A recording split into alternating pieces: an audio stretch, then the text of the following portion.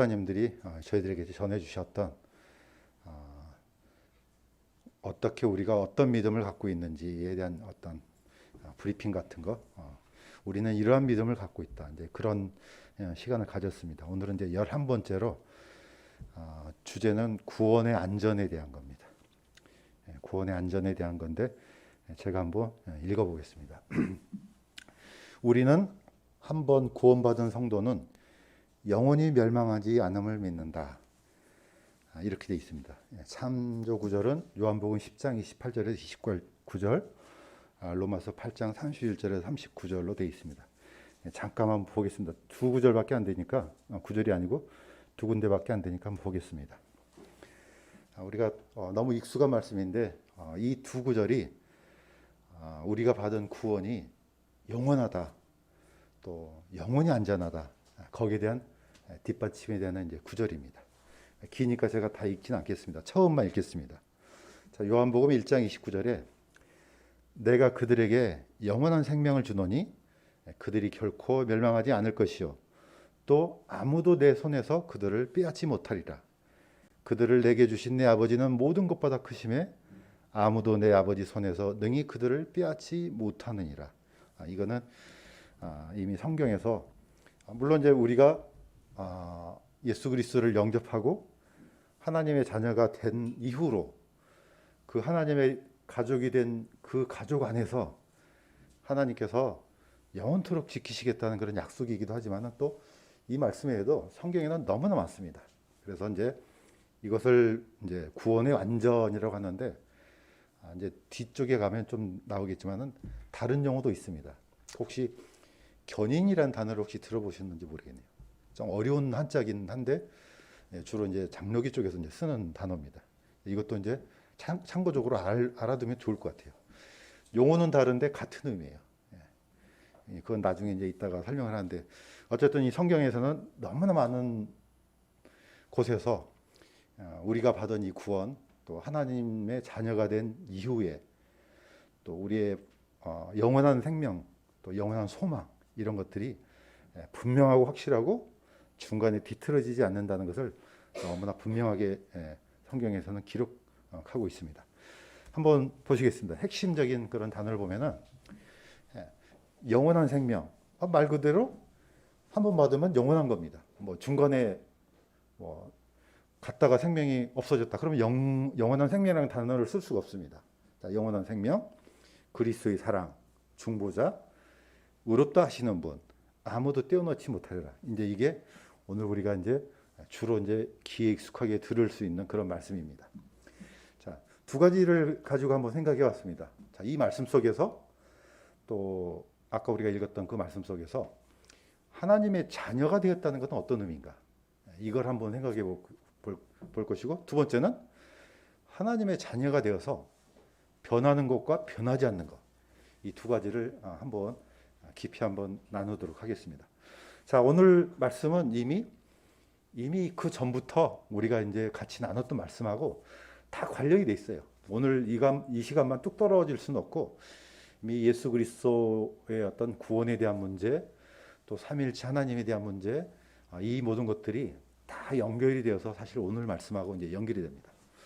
자, 오늘은 특별히 구원의 안전에 관해서 이 가족에 대한 의미를 가지고 한번 나눠볼까 합니다. 자, 첫 번째, 성경에서 의미하는 가족은 무엇인가? 친족은 무엇인가? 오늘 같이 예배드리고 있는 오늘 처음 오신 우리 자매님께서도 저 멀리서 이제 일본에서 이제 오셨는데 이미 거기 본토를 떠나서 긴 여정을 통해서 이제 여기까지 왔잖아요. 오늘 성경에서 말하는 제가 지금 하고자 하는 이 분도 똑같습니다. 아브라함에 대한 얘기입니다. 창세기 12장 1절에 하나님께서 명령을 이렇게 내리십니다. 주께서 아브라함에게 이르시되 너는 네 고향 친족과 아버지 집에서 나와 내가 내게 보여줄 땅으로 가라 이렇게 명령합니다.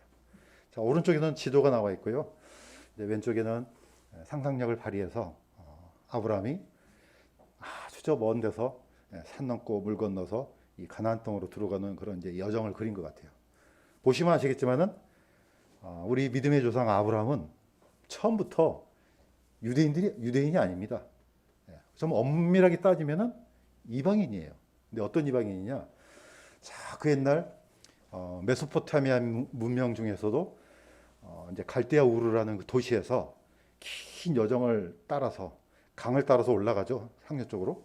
자, 올라가서 그 강을 통해서 이제 가나안 땅으로 들어옵니다. 그러니까 얼마나 긴 여행을 했겠습니까? 그런데 바로 올 수가 없습니다. 왜냐하면 거기는 이제 사막이 있으니까. 그래서 이제 가족들을 데리고 또 소와 양 집에 있는 여러 가지 가축들을 데리고 오려면 물이 필요하니까 아마도 이제 강을 타고 쭉 올라온 것 같아요. 자, 그런데 이 가족일에 대한 의미는 오늘날하고는 약간 좀 다릅니다. 오늘은 이게 좀 더 희석이 됐어요. 근데 옛날에는 이 가족 그러면은 옛날은 우리하고 환경이 다르게 가족을 떠난다 이 말은 모든 안전을 포기한다는 뜻입니다. 그러니까 하나님께서 내 고향, 다시 말해서 본토, 친족, 아버지 집, 거기서 나오라는 겁니다. 자, 나와서 어디로 가느냐? 내가 너한테 지시할 땅으로, 보여줄 땅으로 가라. 그런데 아브라함은 그 땅을 한 번도 본 적이 없죠. 뭐 지금이야 핸드폰 들고 거기가 어디지 딱 치면 나오지만 지금은 옛날은 그럴 수가 없습니다. 그 땅에 누가 살고 뭐가 잘 자라고 어떤 사람들이 있고 아무것도 모릅니다. 자, 그런데 하나님께서는 아브라함을 지켜줄 수 있는 이 울타리를 다 벗어나게 합니다. 그러니까 가족이라는 의미는 이 성경에서 말하는 이 가족은요 거의 목숨하고 똑같습니다. 자, 오늘날도 똑같습니다. 우리 자녀가 또는 내 아버지나 어머니나 내 할아버지나 할머니나 아프면 누가 돌봅니까? 옆집에서 와서 아유 다치셨어요? 이렇게 합니까? 우리 가족이 돌봅니다. 내 자녀가 아프면 내가 돌봐야 되고 어머니가 편찮으시면 내가 돌봐야 됩니다. 이게 이제 가족의 개념입니다. 그런데 옛날에는 이게 더 심한 겁니다. 자, 옛날에는 오늘날처럼 무슨 사회 질서가 이렇게 잘 정립이 되고 또 신고도 하면은 바로 경찰이 오고 이러면 얼마나 좋겠습니까? 그런데 옛날에는 그럴 수가 없습니다. 이 모든 것들을 누가 지켜야 됩니까? 친족이 다 지켜줘야 됩니다. 그러니까 그 친족의 울타리를 벗어나는 순간 자신은 그야말로 광야에서 홀로 떨어진 그런 존재 같은 사람이 되는 겁니다. 자, 그런데 하나님께서는 이상하게 아주 그 전곡을 찌르려는 그런 말씀을 하잖아요. 그냥 나오면 되는데 어떻게 얘기합니까?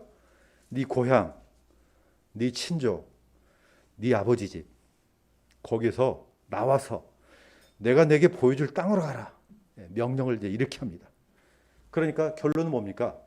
아브라함은 세상이 갈대아 우르 메소포타미아 문명에서 그 가지고 있었던 그 잘 관리되고 기획된 그 도시에서 떠나서 세상의 모든 안전을 벗어버리는 것이라고 보면 됩니다. 자, 그러니까 어떻습니까? 누구만 믿고 갑니까? 그야말로 온전히 하나님만 의지하고 갈 수밖에 없습니다. 이때부터 이미 아브라함의 마음속에서는 온전히 하나님만 신뢰하는 그런 믿음이 이미 싹트하고 볼 수가 있습니다.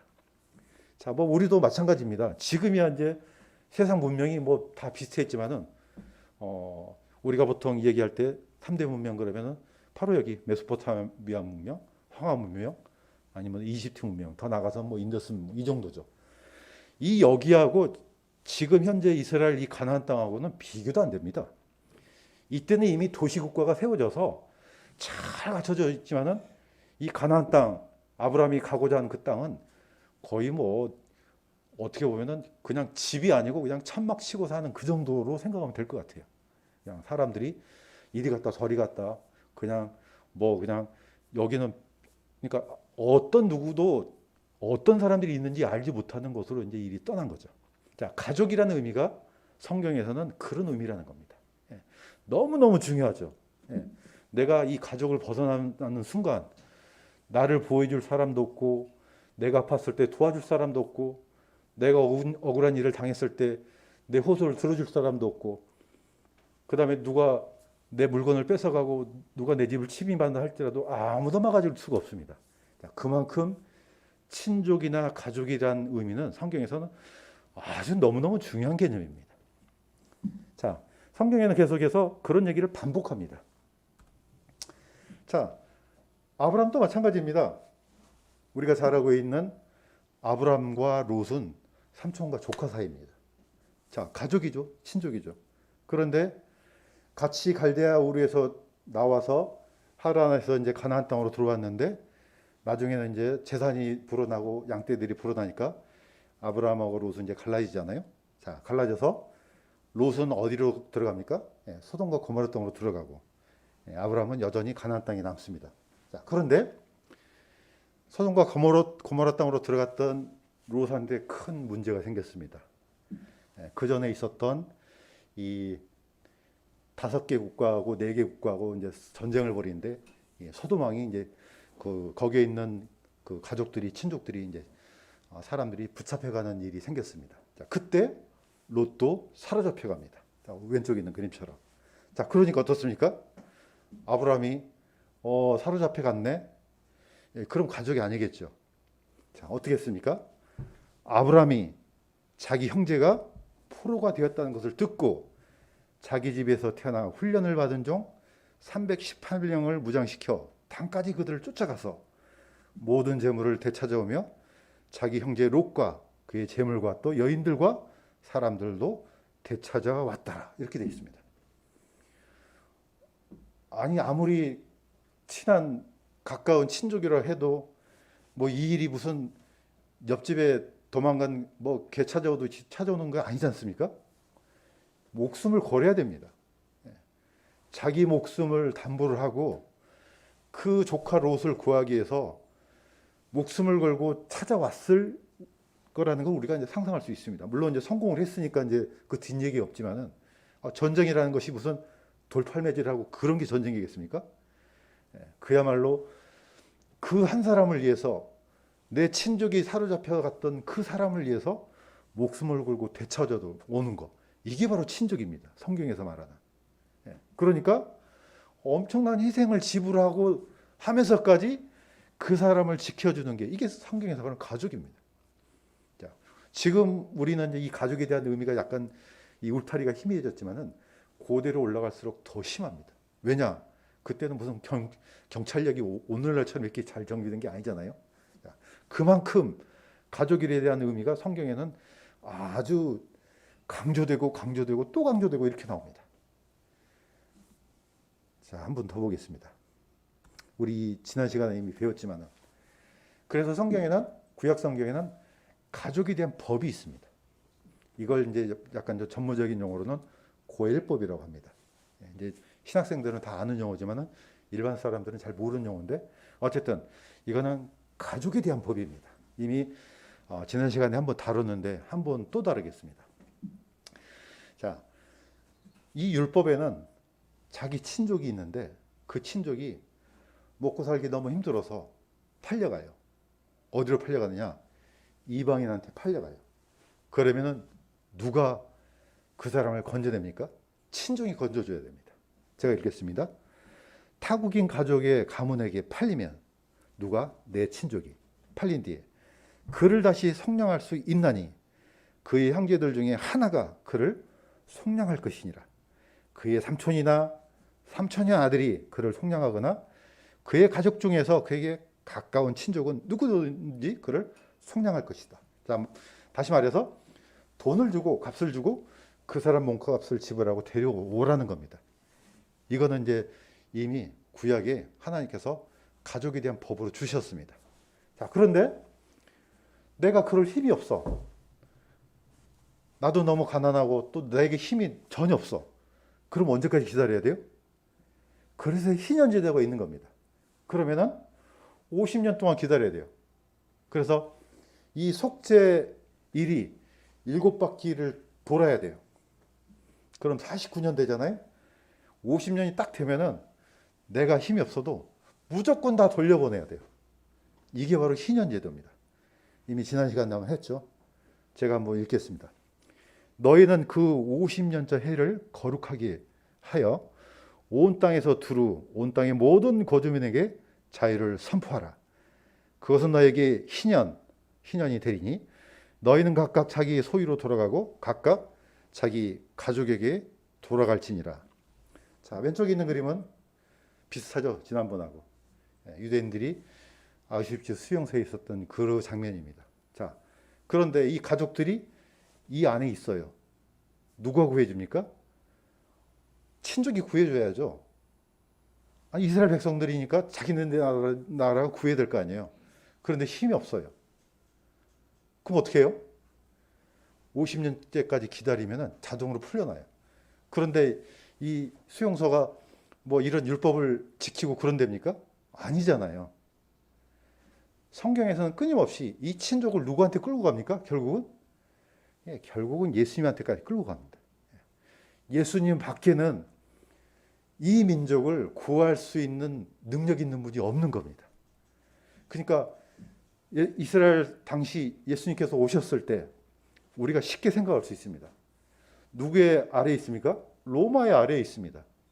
그러니까 다 누구만 바라봅니까? 하나님께서 자신의 나라를 구할 수 있는 메시아를 찾는 겁니다. 그 메시아가 오기만 하면은 우리가 이 억울한 고통에서 또는 이 로마 정부에서 해방되고 그분이 우리를 구해줄 것이라고 다들 기다리고 있었겠죠. 사실 성경에는 끊임없이 하나님께서 보내신 그 예수 그리스도를 향해서 손가락을 다 가리키고 있어요. 자, 그런데 정작 메시아가 왔어요. 아니, 근데 왔는데 아무것도 안 하시네? 이스라엘 백성들이 착각을 일으켰어요. 성경에는 우리가 이 압제받은 이 족쇄에서 풀려나는 것이 사실 두 종류입니다. 하나는 실질적으로 우리의 몸이 이렇게 갇혀 있는 것도 있지만 또 하나는 뭡니까? 보이지 않는 족쇄, 바로 죄입니다. 영원히 죽을 수밖에 없는 죄의 사슬에서 풀려나는 것을 보아야 되는데 이 이스라엘 백성들은 별로 그게 안 중요해요. 죄 안 중요해요. 그건 먼 훗날 일이에요. 지금 당장 내가 배가 고프니까 먹을 것이 필요한 거죠. 또 지금 당장 내가 억울하니까 이 로마 정부를 깨부실 수 있는 그런 강력한 메시아가 필요한 거죠. 다 누구만 바라봤습니까?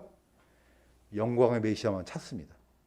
그러니까 이 자신의 민족을 위해서 이스라엘 땅에 오셔서 십자가에서 그들을 위해서 대신 돌아가셨지만 아무도 그 행동이 십자가에서 돌아가신 그 행동 자체가 자신의 영혼을 속량시켜주는 것이라고는 전혀 생각을 못한 거죠. 아마 우리도 똑같았을 겁니다. 우리가 만약에 어떤 민족 밑에 있는데 누군가 제발 와서 우리를 구해주는데 아무것도 안 해요. 그러면은 화가 엄청 나겠죠. 이스라엘 백성들은 저런 메시아는 필요 없다는 겁니다. 그래서 우리가 딱 보면은 이스라엘 백성들의 분노가 왜 일어났는지 충분히 이해가 돼요. 그들은 지금 당장 내가 배가 고프니까 먹을 거, 내가 지금 당장 고통스러우니까 내 육체를 해방시켜 줄 수 있는 강력한 메시아가 필요했던 거죠. 그러나 그들은 그렇게 강력한 메시아를 원했는데 하나님은 먼저 어떤 메시아를 보냈습니까? 고난의 메시아를 먼저 보내주셨어요. 그러니까 이거는 이 이스라엘 백성들은 저 사람은 아니라는 거죠. 지금도 이스라엘 백성들은 누구를 원하고 있습니까? 지금도 기다리고 있어요. 메시아를 부정하는 게 아닙니다. 유대인들은 지금도 하나님께서 보내주실 메시아를 찾고 있습니다. 이게 지금 오늘날 현실이기도 하고 또 이 사람들이 메시아를 우리 이방인들 편에서 보면은 부정한 것이 이제 되는 거죠. 자, 그만큼 가족에 대한 법은 구약 성경에서 쭉 전체적으로 누굽니까? 예수님에 관한 얘기를 하는 겁니다.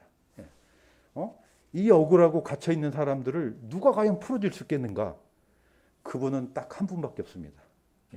그분은 예수 그리스도밖에 없습니다. 그분만이 오셔야만이 우리의 모든 이 고통을 벗어나게 할 수가 있는 겁니다.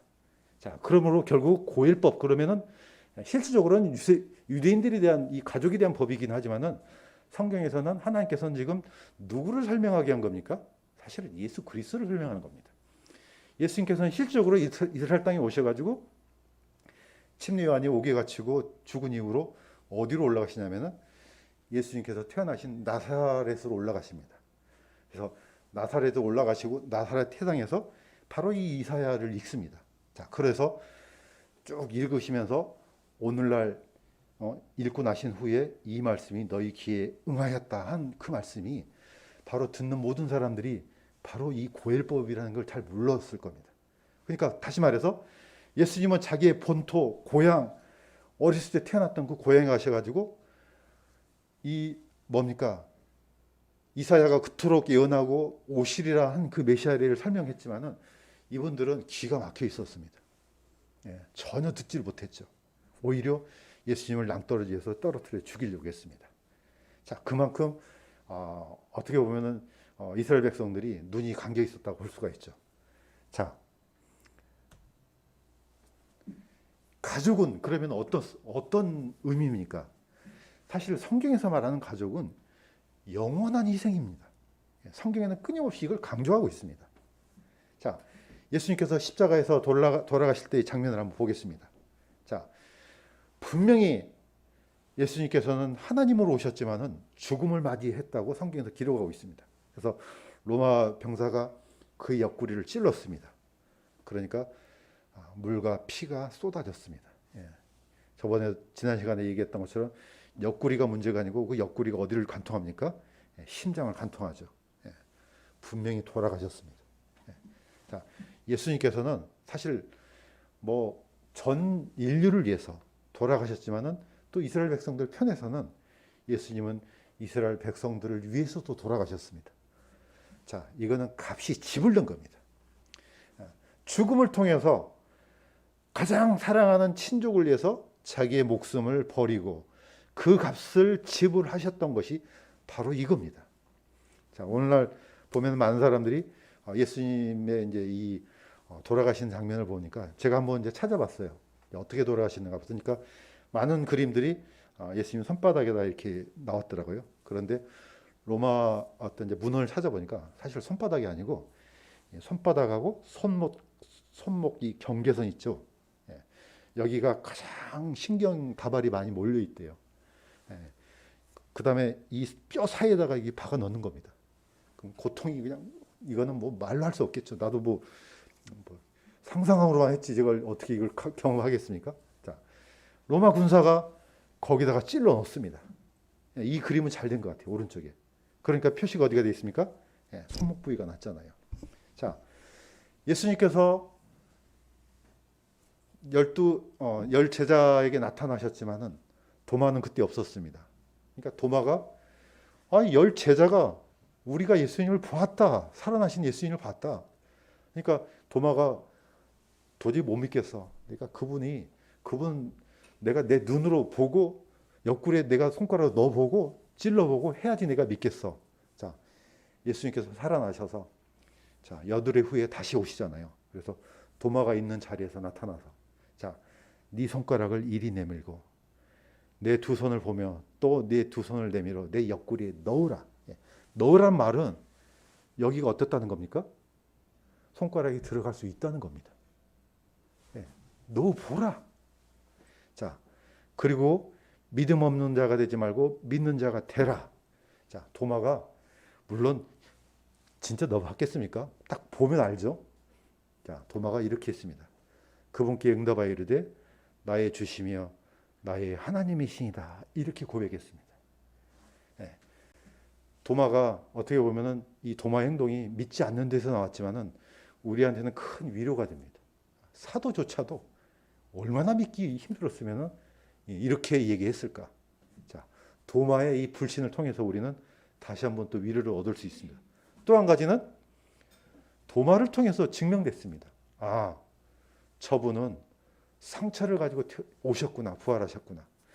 제가 오래전에 한번 얘기를 한번 한 적이 있지만은 한번 또 반복하겠습니다. 옛날 선교사님이 성경 퀴즈 시간에 이렇게 질문했어요. 사람이 만든 것 중에 피조물이 만들었는데 하늘에 가 있는 게 뭐냐? 이렇게 질문을 하더라고요. 막 여러 사람들이 그냥 뭐 별의별 얘기가 다 나옵니다. 뭐 법계니 뭐니 막 다 나와요. 그런데 아무도 알아맞히지를 못했어요. 사람이 만들었는데 지금 하늘에 있는 거, 그건 바로 예수님한테 입힌 이 상처다. 이렇게 얘기를 하더라고요. 맞지 않습니까? 사람들이 만들었어요. 그런데 만들었는데 그게 하늘에 그대로 있어요. 놀라운 일이지 않습니까? 우리는 아무것도 만들 수 없습니다. 그런데 사람이 만들었는데 그게 영원토록 있는 겁니다. 예수님께서 받으신 이 상처하고 옆구리에 있는 이거는 영원토록 있는 겁니다. 물론 이게 어떻게 보면은 하나님 앞에서는 슬픈 일이지만은 우리한테서는 이거는 값이 지불됐다는 유일한 증거이기도 합니다. 자, 너희들의 죄값은 이미 지불됐어. 다시 말해서 너희가 받은 구원은 너무나 분명해 이겁니다. 그야말로 하나님의 가족이 된 사람들한테는 이것보다 더 확실한 게 없습니다. 오늘 구원의 완전에 대해서 이걸 놓칠 수가 없습니다. 그분께서 우리한테 남겨주신 이 상처는 비록 너무나 가슴이 아프기도 하지만은 하나님께서 우리 각 사람들한테 보여주신 가장 확실한 증거입니다. 이게. 더 이상 무슨 말을 필요할 수 있겠습니까? 딱 보는 순간, 예수님을 보는 순간 이 상처는 내 값이 다 지불됐구나. 내 구원은 안전하구나. 또 한 가지, 나는 하나님의 가족이구나. 이걸 보여줄 수 있는 유일한 증거기도 합니다. 어떻게 보면은 도마를 통해서, 사도 도마를 통해서 우리가 알 수 있는 굉장히 중요한 장면이기도 합니다. 자, 우리가 이제 그러면은 어떻게 하면은 영원한 가족이 되는가? 자, 성경에서는 이 두 가지 말씀을 잘 한번 생각을 해봐야 됩니다. 자, 왜 그러냐? 예수님께서 이스라엘 백성 땅에 오셔가지고 하나님께서 보내시는 아들 메시아임을 증명하기 위해서 많은 기적과 이적을 베풀고 병 고침을 받는 사람 병도 고쳐주시고 또 마귀도 쫓아주셨습니다. 자, 그런데 이제 예수님께서 이제 두루와 시돈 지방으로 이제 갔을 때 이제 지중해 쪽으로 가까운 쪽이죠. 자, 수로보니게 여인, 이방인의 여인입니다. 자, 성경에는 가나안 여인이라고 합니다. 자, 그래서 예수님의 명성을 듣고 가서 예수님 앞에 무릎을 꿇고 간구했습니다. 내 딸이 마귀가 들렸는데 제발 좀 고쳐주세요. 자, 예수님께서 이렇게 합니다. 그분께서 응답하여 이르시되 자녀들의 빵을 집어 개들에게 던지는 것이 마땅치 아니하다. 만약에 보통 사람 같으면은 아니 이거 참 너무하시네. 아니 어떻게 우리를 개라고 이렇게 호칭할 수가 있습니까? 이렇게 할 수 있잖아요. 근데 이 여인은 뭐라 그랬습니까? 개들도 주인의 상에서 떨어지는 부스러기를 먹나이다. 이렇게 얘기했습니다. 왼쪽 그림 한번 보세요. 개가 지금 맛있게 먹고 있는데 지금 쳐다보고 있잖아요. 이런 우리 보통 시골 가면 이런 장면 많이 봅니다.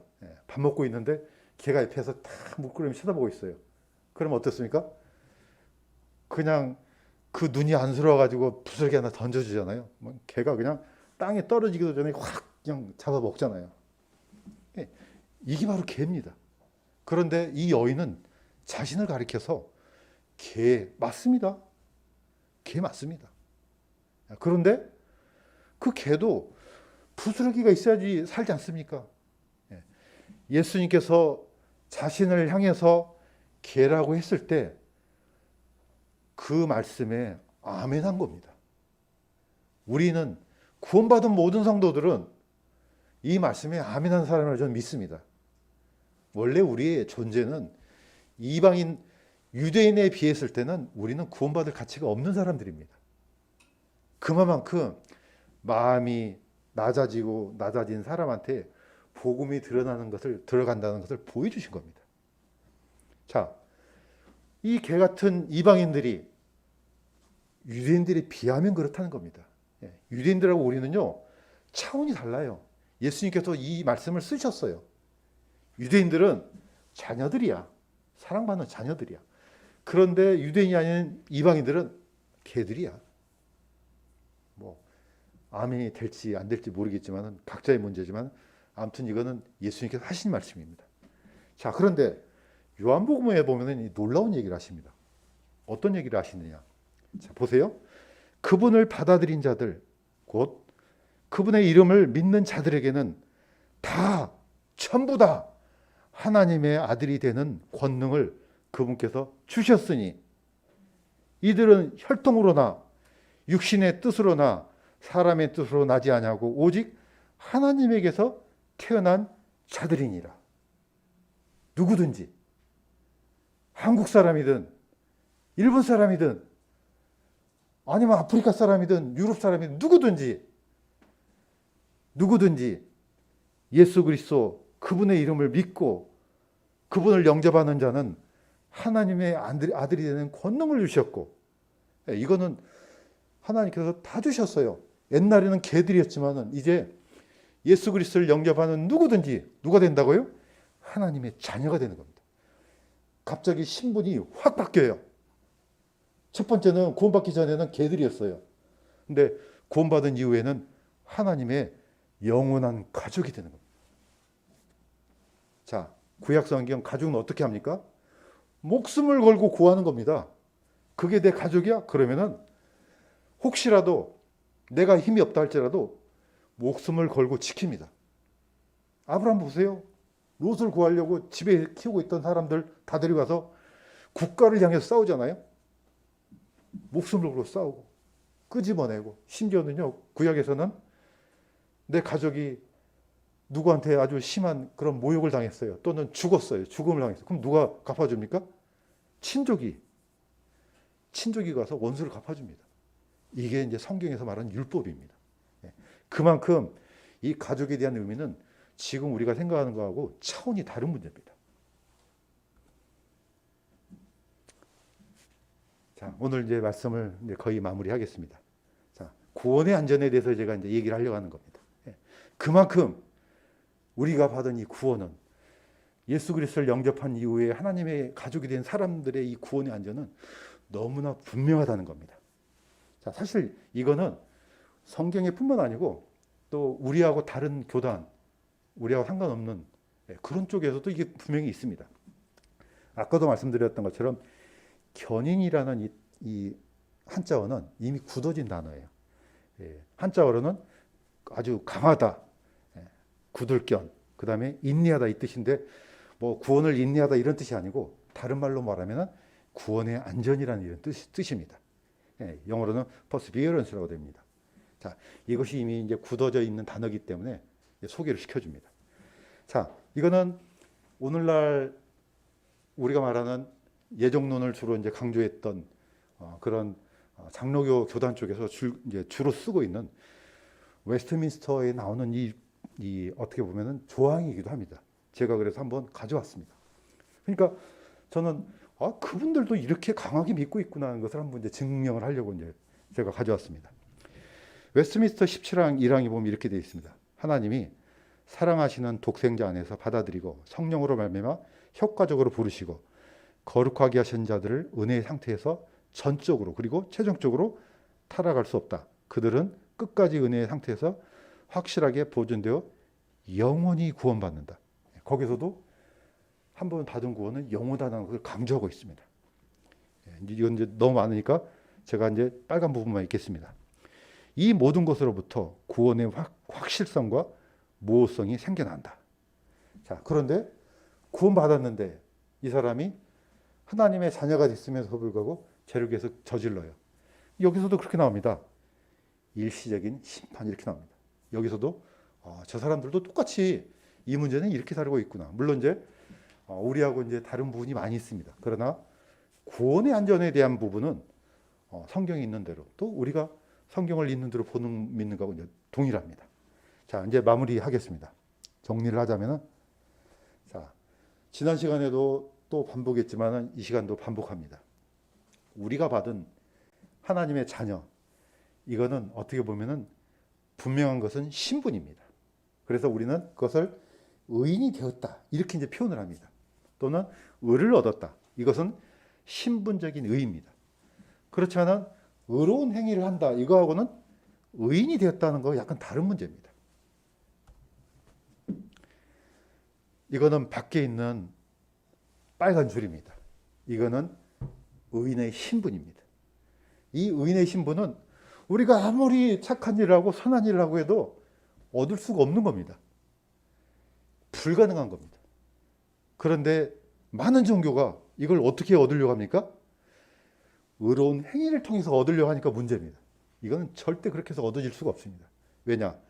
이거는 하나님께서 아까 얘기했던 것처럼 누구든지 예수 그리스도를 영접하는 순간 하나님께서 주신 선물입니다. 이거는 우리 행위가 안 되는 겁니다. 그냥 주시는 거예요. 이것을 행위를 통해서 얻으려고 그러면 그 사람은 저주받습니다. 왜냐? 이룰 수가 없기 때문에. 자, 두 번째 칸은 뭡니까? 내목한 안에 있는 하나님과의 교제. 이거는 실행적인 의예요. 그야말로 이것은 보상이 있는 그런 의입니다. 밖에는 신분이지만은 안에는 신분이 아니에요. 자, 똑같은 겁니다. 그 전에는 쓸모없는 사람이에요. 쓸모없는 아이였어요. 그런데 그 아이가 불쌍해서 입양을 했어요. 그럼 어떻습니까? 그 전에는 외인이었지만 지금은 가족이 된 거예요. 일단 한번 가족이 되면 하나님 안에서는 영원하다는 겁니다. 이거는 어떻게 부실 수가 없는 겁니다. 자, 그래서 밖에 있는 것은 하나님의 자녀의 신분입니다. 오늘 처음 오셨지만은 지금 이 순간이라도 내가 지금까지 살아온 내 자신을 보니까 내가 쓸모없는 존재였구나. 내가 죄인이었구나. 이걸 인정하고 하나님께서 이미 예수 그리스도를 통해서 값없이 주신 이 속량, 십자가에서 다 이뤄놓으신 이 값없는 희생을 믿고 예수 그리스도를 영접하는 순간 이 신분적인 의의는 그냥 얻을 수 있습니다. 지금 이 순간에도. 그래서 우리는 이걸 단회적인 회개 이렇게 합니다. 그러나 안에 거는 단번이 아닙니다. 하나님과의 교제는 굉장히 실용적이고 그 다음에 이건 보상이 따르는 것이고 이건 반복적으로 해야 되는 겁니다. 그래서 위에 있는 거는 성령 침례, 밑에 거는 성령 충만. 끊임없이 이 두 가지 이 네모는요, 아마 제가 죽을 때까지 아마 반복이 해야 될 것 같아요. 이거는 굉장히 중요한 문제예요. 많은 사람들이 이 두 가지를 너무나 혼동해서 이것을 두 가지를 헷갈려 한다든지 또는 순서를 바꾼다든지 하나를 없애버린다든지 하면은요, 그러면 우리는 굉장히 혼란 속에 있게 됩니다. 아까도 말씀드렸던 것처럼 하나님의 가족이 되는 것은 행위로도 아니고 그 어떤 식으로도 안 됩니다. 하나님께서 주신 선물이요, 단번에 얻어지는 것이며 이방이든 유대인이든 상관없이 아버지 하나님께서 보내신 메시아 예수 그리스도를 영접하는 순간 단번이었습니다. 이 신분은 한 번에 끝나는 겁니다. 그렇지만은 우리가 하나님의 자녀가 된 이후로 우리한테는 수많은 도전이 생깁니다. 어떤 경우는 이겨내기도 하고 어떤 때는 쓰러지기도 하고. 그러나 그것과 상관없이 한 번 자녀가 되는 것은 하나님께서는 책임지십니다. 이게 성경적인 약속입니다. 그런데 본능적으로, 저도 본능적으로 구원의 안전이 너무나 확실하지만은 우리 마음속에는 뭐가 생깁니까? 이것을 악하게 활용하려는 악한 본성이 생깁니다. 저도 해보니까 그럴 것 같아요. 왜냐면은 그전에는 너 열심을 다해야지 구원 얻을 수 있어 그러면 어떻습니까? 죽을 힘을 다해서 그걸 하잖아요. 그런데 그거 선물이야. 구원은 하나의 선물이야. 그러면은 덜썩 주저앉습니다. 그래? 그렇게 쉬운 거였어? 자, 우리 속에서 뭐가 생깁니까? 이걸 거꾸로 악하게 활용하려는 마음이 생기지 않습니까? 그래서 성경에서 요한 1, 2, 3서가 있는 겁니다. 야고보서가 있고. 그렇게 하지 말라는 겁니다. 그럴 수 없다고 이렇게 성경에서 그 부분에서 강조를 하는 겁니다. 어찌됐건 간에 비록 그런 악한 습성이 있다 할지라도 하나님께서 주신 이 의로운 선물, 단번에 얻는 이 의인의 신분, 이거는 하나님께서 영원히 안전하다고 보장하시는 성경의 약속입니다. 자, 그래서 우리는 이 말씀을 늘 기억하면서 하나님께서 주신 우리에게 부어주신 이 놀라운 은혜를 날마다 감사하면서 사는 우리 강남 성서 침례 성도들이 다 되시기를 주님의 이름으로 간구드립니다.